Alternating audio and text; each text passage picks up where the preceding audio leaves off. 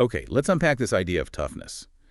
For so long, the image that jumps to mind is, the drill sergeant screaming in someone's face, the athlete pushing through blinding pain. Yeah, this relentless, never give up mentality. Exactly. Yeah. It's almost celebrated, right. But then you hear these stories that just stop you cold, like what happened to Jordan McNair, the young football player at the University of Maryland, Oh, that was just tragic. pushed relentlessly in extreme heat, even when his body was clearly failing. And it ended so badly.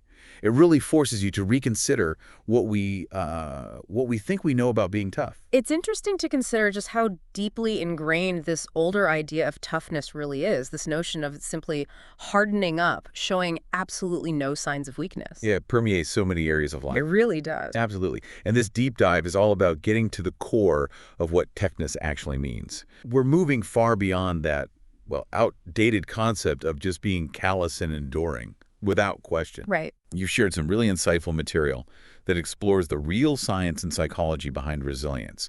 And we're going to explore what that looks like for everyone listening.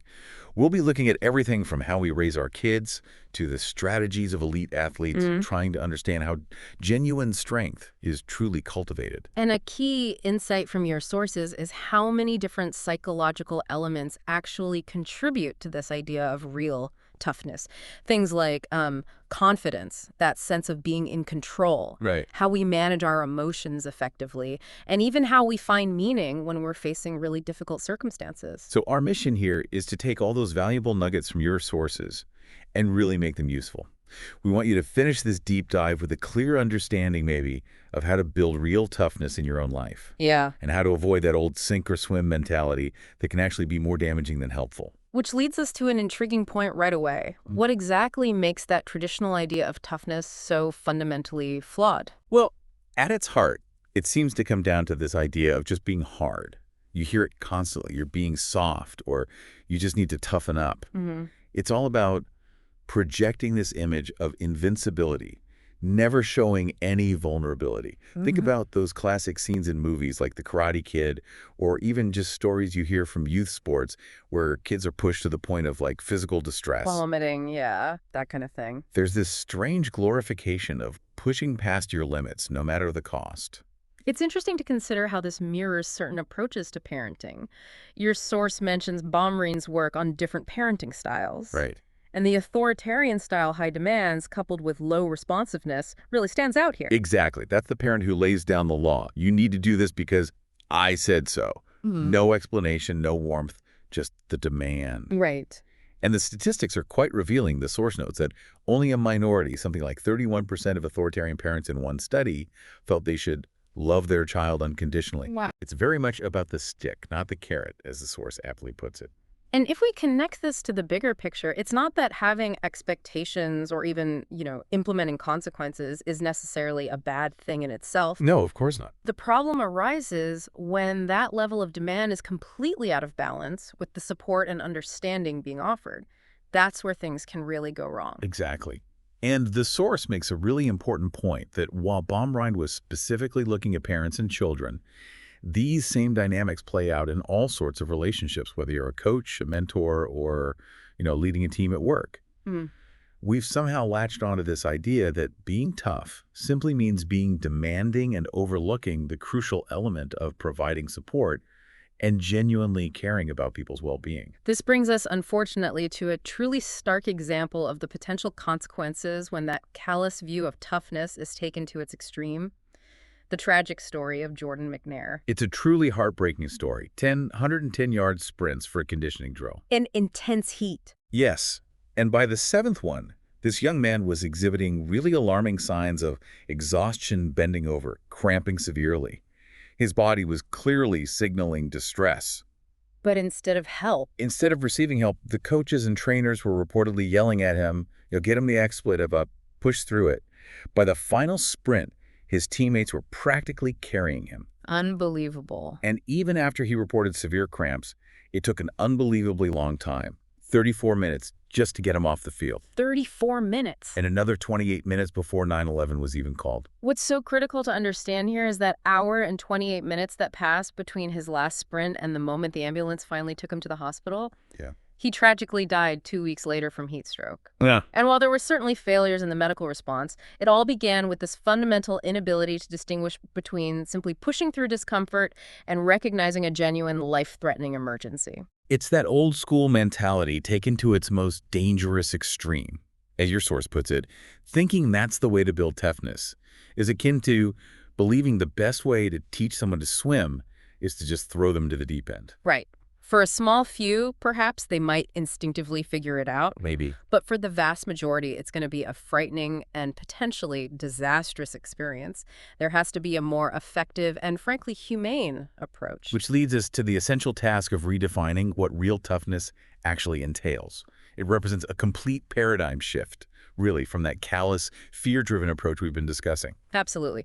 The source really effectively contrasts this outdated, callous version of toughness, which is so often rooted in a need for control and power, maybe fueled by underlying insecurities. Focused on appearance over substance. Exactly. Contrast that with what the scientific understanding of resilience actually reveals. Real toughness isn't about blindly forcing your way through or mistakenly believing that punishment is the key. So what is it then? It's interesting.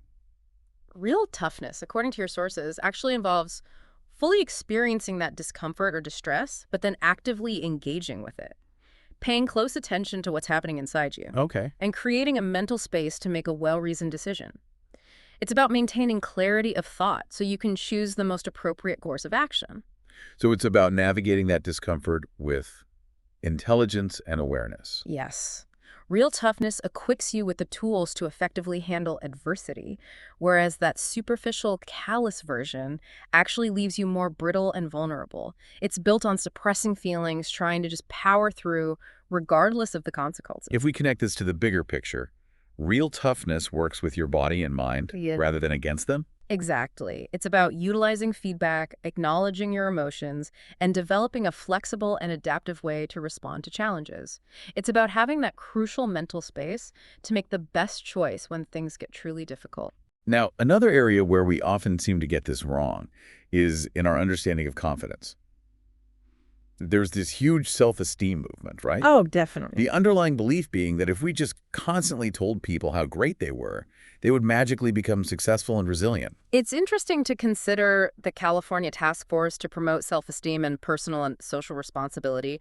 They actually produced this comprehensive report Right. that linked low self-esteem to a whole wide range of societal problems. Exactly. And suddenly, those feel-good slogans like believe in yourself and anything is possible were everywhere. But, well, as your source points out, that sentiment isn't always grounded in reality. No. Simply telling someone they are amazing doesn't automatically make them so. It brings up the important concept of contingent self-worth, doesn't it?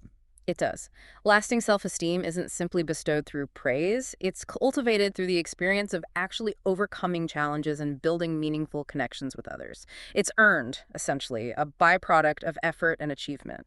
Right. And we often mistakenly equate outward displays of arrogance or brashness with genuine inner confidence. Your source even uses the example of Donald Trump, who frequently proclaims expertise in numerous areas. But research actually suggests that this kind of constant self-promotion can sometimes be an indicator of underlying insecurity. What's critical to understand here is how overconfidence can actually lead to what psychologists term an action crisis. An action crisis. Yeah, when the reality of a situation doesn't align with those inflated expectations, individuals can experience a significant setback and even, shut down. Think about students who do minimal studying but act overly confident before an exam. Yeah. The moment they realize they are unprepared, panic often sets in. And the research actually supports this. The source mentions a study looking at children's reading levels where overconfidence was linked to worse reading comprehension. Which seems counterintuitive at first. It does. But it could be because those overconfident students might choose books that are far too challenging for them. And then get discouraged and give up. Makes sense. Yeah. It really highlights the fundamental difference between that superficial, fragile outer confidence and a deeply rooted inner confidence. That big study, the one with over 12,000 individuals, revealed that inner confidence led to significantly better outcomes in areas like self-motivation, resilience, and effective coping skills far beyond just projecting a confident facade. So how do we actually go about building that real, sustainable inner confidence? It's clearly not about just repeating empty affirmations in the mirror. Right. Your source provides some very actionable steps. No. Firstly, it emphasizes the importance of being consistent with your expectations. Okay. Understand your current capabilities and set goals and standards that are within or just slightly beyond that realm.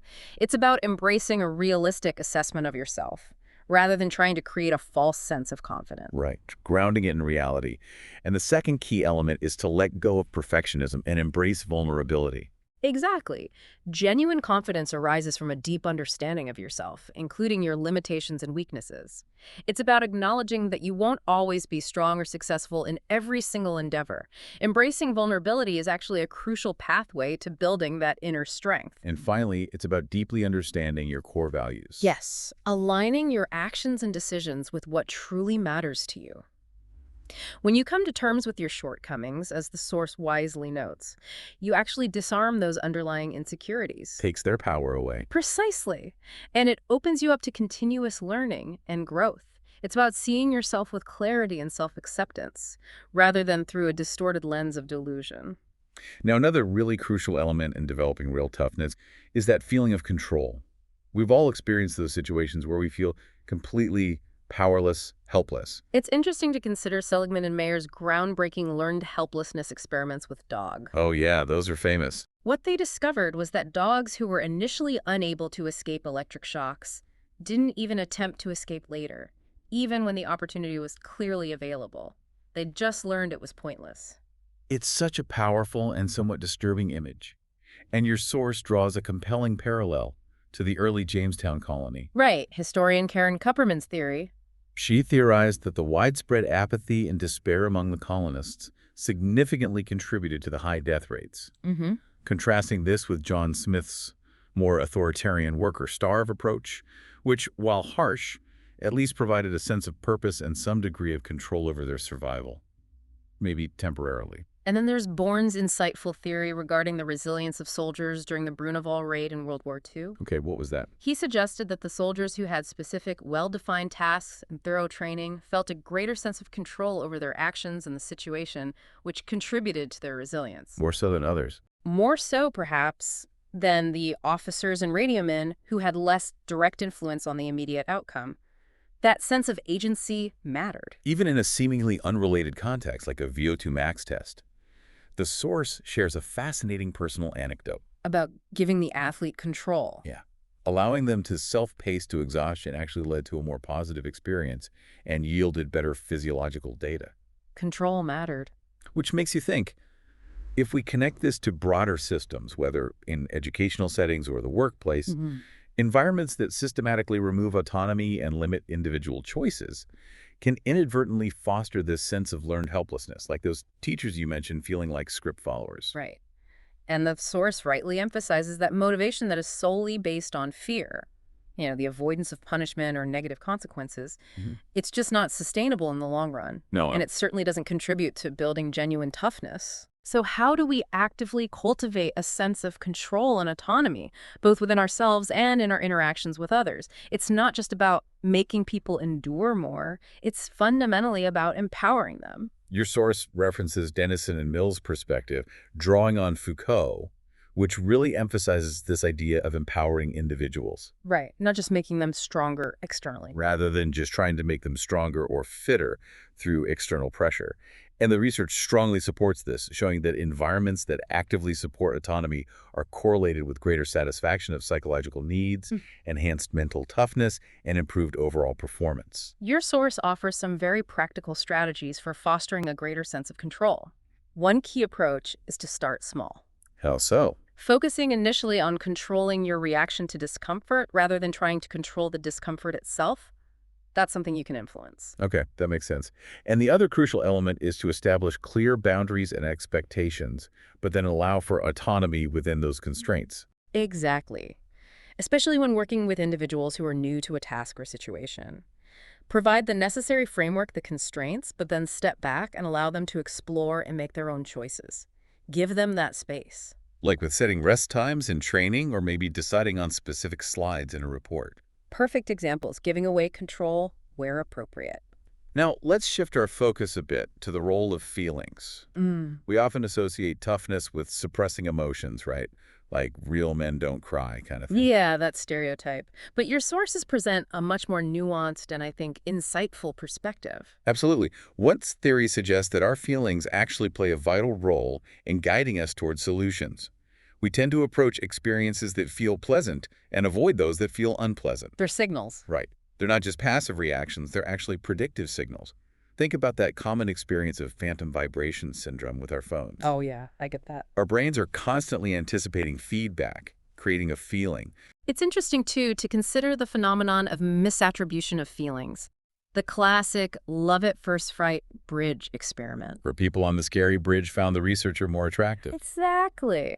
It beautifully illustrates how physiological arousal from fear can be mistakenly interpreted as romantic attraction. Our interpretation matters. And your source uses that powerful scene from Titanic with the debris field Oh, yeah. to highlight the profound influence of emotion on our moral decision-making, referencing Joshua Green's trolley problem research, and how scenarios involving direct personal harm tend to activate the emotional processing centers of our brains much more strongly than impersonal ones. So rather than suppressing our feelings, the key seems to be developing a deeper understanding of them and learning how to utilize them effectively. Okay, so how do we do that? One powerful strategy is the simple act of labeling our emotions. Just putting a name to it. Yeah. This allows us to recognize the nuances of what we're feeling. Is it anger, frustration, disappointment? And it can help to break that automatic connection between a feeling and an immediate, often reactive response. There's that UCLA study. Right. It demonstrated how labeling emotions actually dampened activity in the amygdala, the brain's alarm center, and activated the prefrontal cortex, the area associated with higher level thinking, before giving a speech. So it calms the alarm and engages the thinking part. Basically, yes. And the research is quite clear that having clarity about our emotional state can actually enable us to thrive even in the face of anxiety, Use it somehow. allowing us to harness that energy to enhance our persistence and overall performance. It really comes down to accurately interpreting those internal signals, what your source refers to as interoceptive abilities. Like listening to your body. Exactly. Elite athletes, military personnel, and high-pressure situations, they all tend to have a highly developed capacity to listen to and understand their internal state. And this ability to accurately read those internal signals is directly linked to our inner dialogue, isn't it? That constant stream of thoughts and self-talk. Absolutely. Your source shares Stephen Callahan's incredible and harrowing story. Lost at sea for months. Yes, and how he consciously divided his mind into a rational captain and a more emotional crewman as a crucial survival mechanism. Wow. It's an extreme example, obviously, but it powerfully illustrates the kinds of internal debates we all engage in on a daily basis. It's interesting to consider the modular nature of the brain. Different regions can hold conflicting pieces of information simultaneously. Right. And our inner speech plays a vital role in integrating these different selves and helping us make sense of our internal landscape. And psychologist Vygotsky's theory suggests that this inner dialogue actually develops from our early external speech. Like kids talking themselves through things. Exactly. Where young children will often verbalize their actions aloud as a way to guide themselves through a task. The source even shares a personal experience of speaking out loud during a particularly challenging cross-country race as a strategy for managing anxiety. However, it's important to recognize that positive self-talk isn't some kind of, universal magic bullet. Right, it's not always effective. Research indicates that it tends to work best for individuals who already have a relatively high level of self-esteem and, crucially, that the self-talk needs to feel believable to the individual. Okay. As your source astutely points out, if you fake it, you don't make it. Okay. Interestingly, studies of tennis matches have shown that the winners actually engaged in less negative self-talk than the losers. Less negative talk, not necessarily more positive. Seems that way, yeah. And there's intriguing research suggesting that using third-person self-talk, Talking about yourself by name. yeah, or referring to yourself as a kind of aspirational figure, for example, asking yourself, what would a resilient person do? Or even framing it playfully, like, is Batman working hard? Can actually increase persistence, particularly in children. So creating some distance helps. It seems that creating a bit of psychological distance can be helpful. That concept is really key. How so? Well, when we become overly immersed in a stressful situation, our attentional focus tends to narrow, right? And negative emotions can become amplified. Yeah, you get tunnel vision. Exactly. And Okay. that often leads us to choose the path of least resistance or the most immediate form of relief. However, adopting a more self-distanced perspective can broaden our view, allowing us to perceive challenges as opportunities for growth rather than as overwhelming threats. Now, obviously, a significant component of developing toughness is learning effective strategies for managing stress. That seems central. Absolutely. It's interesting to consider the distinct reactions of expert meditators compared to novices when exposed to a painful stimulus, like a heat probe. What did they find? The expert meditators demonstrated a greater ability to habituate to the sensation, basically, get used to it faster, and showed increased activation in the insula. The part that integrates sensation significance. Right. Instead of just triggering a strong alarm response in the amygdala like the novices did. And burnout, in many ways, represents the opposite extreme, doesn't it? It does, often characterized by a larger amygdala, our brain's threat detector, and a weaker prefrontal cortex, the area responsible for executive functions and emotional regulation. Which makes it harder to handle stress. Significantly harder.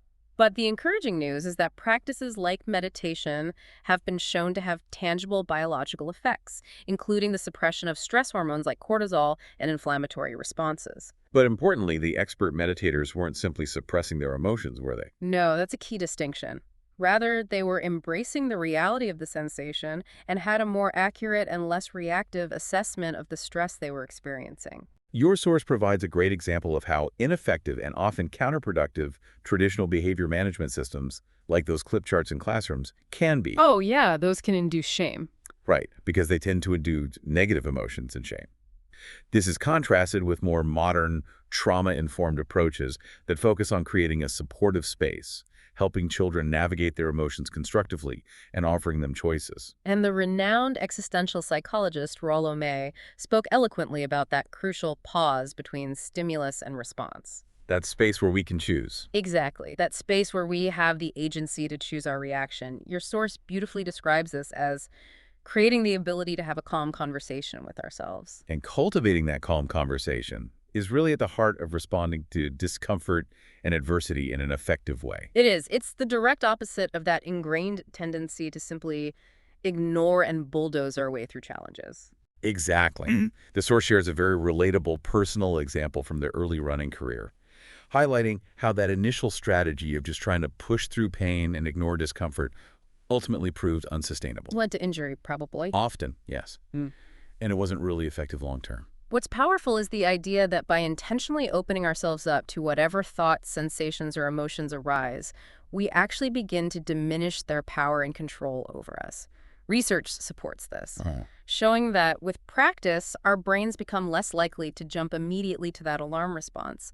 This act of acceptance creates the necessary space for us to evaluate and reframe our experiences. Your source provides a really compelling illustration of this through the evolution of their own inner dialogue during races. Moving away from panic. Yeah, moving from those panic demanding self-commands, go faster, push harder, to a more tranquil and objective process of receiving feedback and engaging in problem solving. Okay, feeling tired, maybe ease back slightly. And there are concrete steps we can take to develop this capacity for a calm inner conversation. Firstly, it involves intentionally spending time alone with our thoughts. Which is hard these days. It really is. Getting comfortable with our internal world without the constant distraction of external stimuli. Then, it's about engaging in progressive skill building. Learning to notice our internal states without immediately reacting. It's observing. Right. Then consciously directing our attention and gradually increasing our ability to examine and adjust our internal landscape, like turning a dial. And crucially, it requires deliberate practice, intentionally placing ourselves in uncomfortable situations. Physical, mental. Yeah, whether physical, fear-based, or emotionally challenging, as a way to practice responding thoughtfully rather than reacting impulsively. And, as your source emphasizes, tailoring this practice to the specific challenges you tend to face is particularly effective. Your source provides some key elements that are incredibly helpful in cultivating this calm conversation. The ability to notice what's happening. Awareness first. To label the emotions and sensations accurately. To consciously reframe the situation.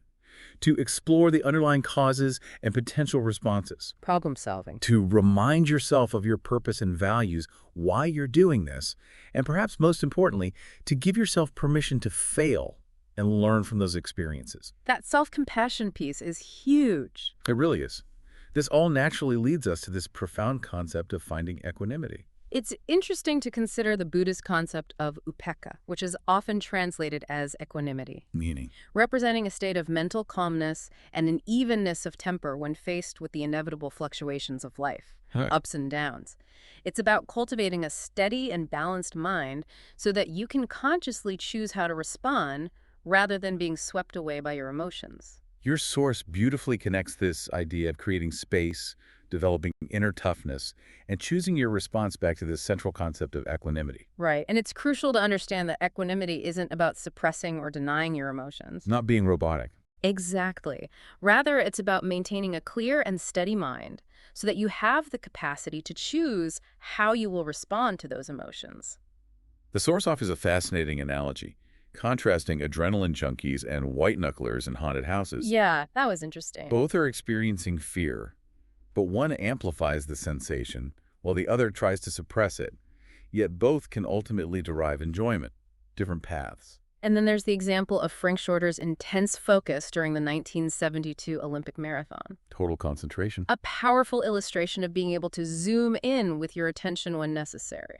But there are also times when we need to be able to zoom out. Absolutely. Your source contrasts Shorter's narrow focus with the critical need for pilots during landing to broaden their attention and maintain awareness of multiple signals to avoid inattentional deafness. Missing critical cues because you're too focused on one thing. Precisely. Research has even shown that simply reminding pilots to broaden their attentional focus during stressful landings significantly improve their performance. And a consistently narrow focus can actually be detrimental, can't it? Contributing to rumination and even depression. By locking our attention onto negative thoughts and limiting our ability to consider alternative perspectives or potential solutions, the source uses that vivid analogy of being stuck focusing on a single brick in a wall. You miss the whole picture, This brings us to the state of minds theory. which distinguishes between a broad processing style characterized by openness to sensory information, global attention, exploratory behavior, and generally a more positive mood, Versus versus a narrow processing style, which involves more constrained thinking, reliance on familiar actions, and a tendency towards a more sour mood. The key insight here is that consciously shifting our processing style can have a significant impact on our attention, our thoughts, our actions, and ultimately, our mood. Finally, a truly vital aspect of cultivating real toughness seems to be the ability to find meaning, even in the midst of discomfort and suffering. Yes. Katie Arnold's deeply personal experience of using running as a way to cope with the profound grief following the death of her mother. Finding a moving meditation. Right. That quieted her fear and rumination and ultimately led to a powerful realization of her body's strength. It's a very poignant example of this. And then there's Viktor Frankl's profound perspective, born from his horrific experiences in Nazi concentration camps. Logotherapy. That finding meaning is absolutely crucial for survival and provides us with the fundamental freedom to choose our response to even the most extreme suffering. As he famously said, true suffering of an authentic fate is an achievement.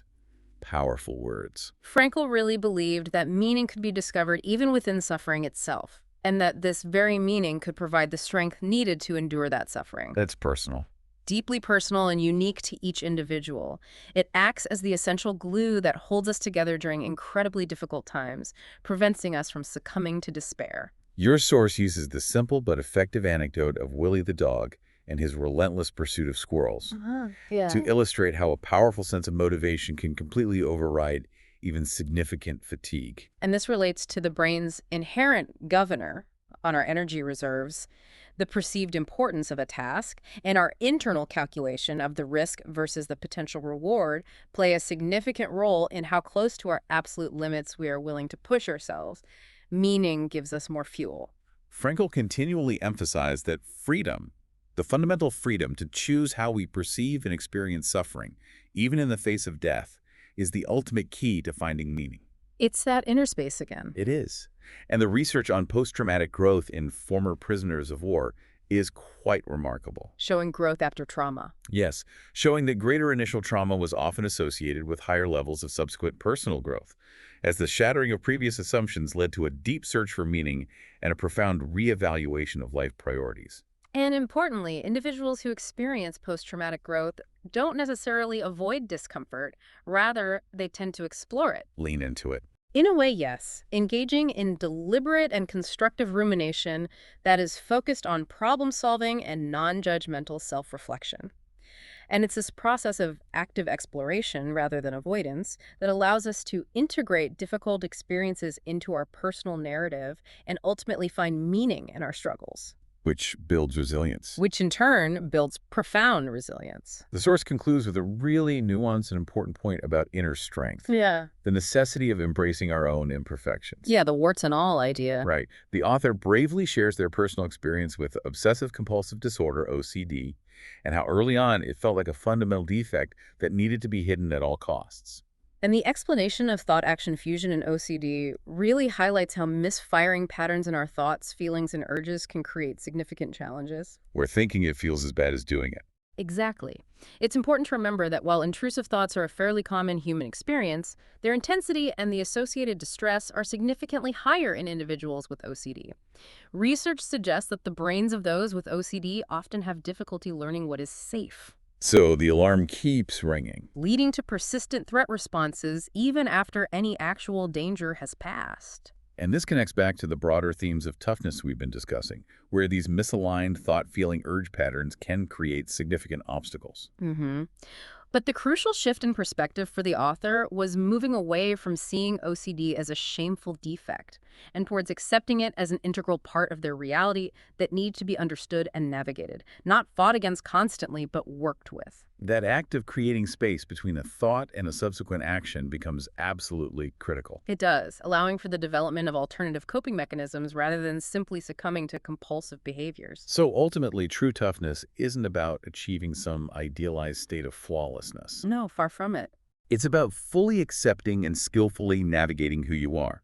Imperfections included, warts and all. So, to bring it all together then, real toughness isn't about being emotionally callous or suppressing your vulnerability. No. It's a much more nuanced and dynamic process that involves a deep sense of self-awareness, the ability to regulate your emotions effectively, cultivating an inner confidence that is grounded in reality, Right. embracing discomfort as a valuable source of information, actively seeking meaning in the face of challenges, and consciously choosing your response rather than simply reacting on autopilot. And by truly understanding and maybe internalizing these principles, you can move beyond those outdated and often harmful notions of toughness. Yeah. And develop genuine, lasting resilience in all aspects of your life, whether personal or professional. So maybe a final thought for people listening.